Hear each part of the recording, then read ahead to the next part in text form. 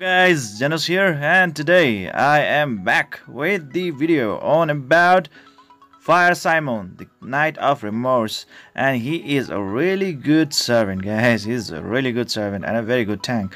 So before getting this started, I would really love to recommend you guys to subscribe to my channel, and please let me know your views and opinions about this content in the comment section below after this video. Okay, so now let's get this started. So Fire Simone, obviously it's a fire unit and he's a tank class, and then his HP is about 13,765. That's pretty cool.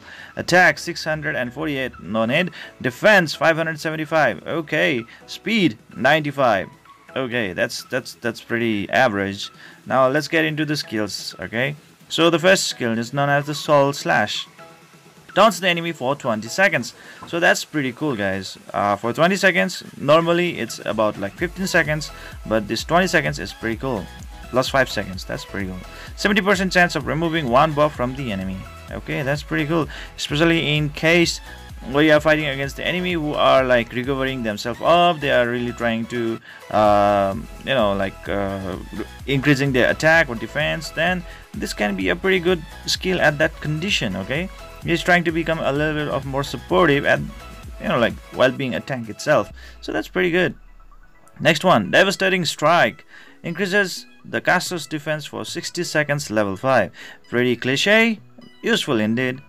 And next one is the Redemption, grants resilience to all allies for 15 seconds. That is pretty good. So you might ask what resilience really means. Resilience doesn't allow your ally or anyone under its effect to die or to fall the count of HP below 1. Okay, so the HP will stick to 1, but the thing is that the ally won't die. Okay, the ally just won't die, they will just stick to the 1. So that's called resilience.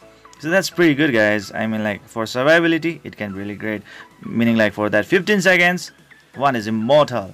And another is gradually heals HP of all allies for 15 seconds, level 5. So that is pretty good. Okay, he's giving the resilience, meaning like the HP will stick to 1 before dying, and it will last for 15 seconds. That's pretty great. And the another one is gradually heals HP of all allies for 15 seconds. So there will be a gradual recovering of the HP. So that's pretty great. That's pretty great. I mean, like, what would you want for a tank to have, right? I mean, he's a tank, right? And then this kind of thing is really good for him, especially for him. Really awesome.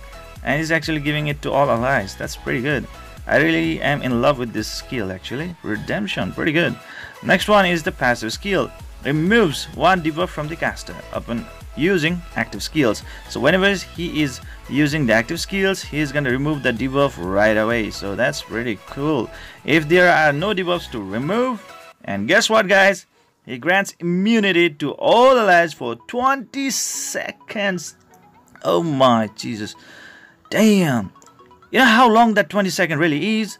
I mean, like, in 20 seconds you can keep on executing so many skills over and over and over again. I mean, wow. So if you are granted immunity, you won't be silenced, you won't be put any kind of debuff. You are debuff proof. Okay, so that's really awesome. That's really awesome. For 20 seconds, oh my god. So really good passive skill for a tank. For a tank, this is a really good passive skill. If an enemy Jita is present, target's attack reduces by 80%. Yes, Jita is really used in the PvP contents. Well, in the PvE contents, Jita is really not any kind of terror. But in the PvP contents, she might be a bit of terror. So in that case, this can be a very good passive skill at that time.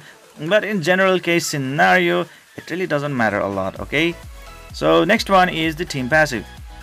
HP of all element allies increases by 45% at world raid. So he's increasing the HP. So that means, like, in world raid he's gonna be a very badass tank. So that is given. But yeah, guys, best offense is the best defense, right? So it really doesn't matter a lot if it's boosting the HP. Okay, and it's limited to world raid only. So okay. Anyways, looking into these summaries, so what can we tell about Fire Simone after discussing all about this kind of things. In Tile and in Sanctuary, he is a very awesome unit, guys. You will be having a good time in clearing out the Tiles and the Sanctuary.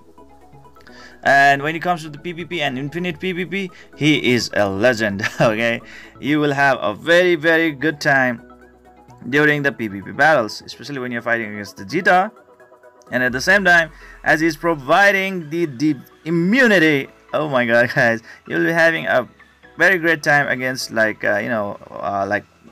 servants like Water HOL, who keeps on inflicting the silence on your team, right?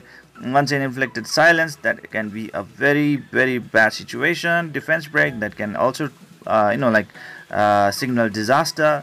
So on that case, he is gonna be helping you, like, oh my god, in 20 seconds. That's pretty awesome.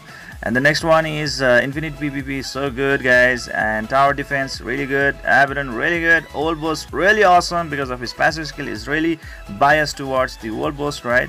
And Omen's Void and Its Void, he is gonna be a really good, nice, badass character in those kind of dungeons. So overall, he's a pretty great unit, guys. He's a pretty great unit. If you have this unit in your inventory, use him, guys, as your tank. He is really great. He is really awesome. So let's move on to what sort of gear to handle to him. Okay, so we can actually give him anything between the iron and the life rune. Okay, I actually am more biased towards the life, but it really depends upon like which gears are having the best or proper substats, or let's say additional stats. That will be the one to decide that like which gear you are gonna equip the Simone. Okay, so for now, let's take this as an example, like let's say all life. Okay, and for the weapon, for the shirt and the pants, the primary stats are flat stats, no need to worry about it. But when it comes to the additional stat, you will need to go with the speed stat boost, defense percentage stat boost, the accuracy percentage stat boost, and HP percentage stat boost. Okay, defense, HP percentage, speed, and accuracy percentage. And the next one is the gloves, right?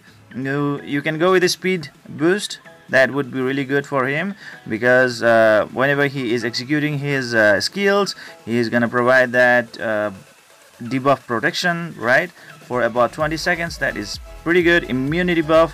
And if someone is in if he is inflicted by the debuff, then he's gonna clear it out. So that's pretty good, guys. That's pretty good. So that's why you really need him to be very speedy. So try to give him speed in the gloves. And when it comes to the helmet, obviously HP percentage or defense percentage. Okay, and when it comes to the shoes, defense percentage or the HP percentage. It really depends upon you what you really want to switch on to. Alright, so that's how really it goes. And when it comes to the necklace, go with the speed boost as the primary stat. And when it comes to the ring, go with the HP percentage or defense percentage as the primary stat.